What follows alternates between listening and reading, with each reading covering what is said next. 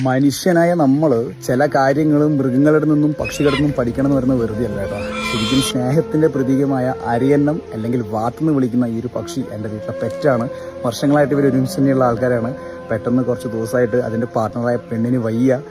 ഇവൻ അതിനോട് കാണിക്കുന്ന ഒരു സ്നേഹം ശരിക്കും കാണുമ്പോൾ നമുക്ക് സങ്കടമായി പോകും. ശരിക്കും ഈ അരിയന്നത്തിൻ്റെ പ്രത്യേകത എന്ന് വെച്ചാൽ ലൈഫിൽ ഒരു വട്ടം മാത്രമാണ് അതിൻ്റെ പാർട്ട്ണറെ ചൂസ് ചെയ്യുക. ഓക്കെ, നിങ്ങൾ ആലോചിച്ചൊക്കെ അതിൻ്റെ പാർട്ട്ണർ അവൻ്റെ മരിച്ചു പോയി കഴിഞ്ഞാൽ അത് എന്ത് അവസ്ഥയിലാവും എന്നുള്ളത് എനിക്കത് കണ്ടുകൊണ്ട് കാണാൻ വേണ്ടി പറ്റുന്നുണ്ട്. കാരണം ഇതിനെ ഹോസ്പിറ്റലിലേക്ക് കൊണ്ടുപോകുമ്പോൾ പോലും ഇത് ഒരു മിനിറ്റ് പോലും പിരിഞ്ഞ് നിൽക്കുന്നില്ല.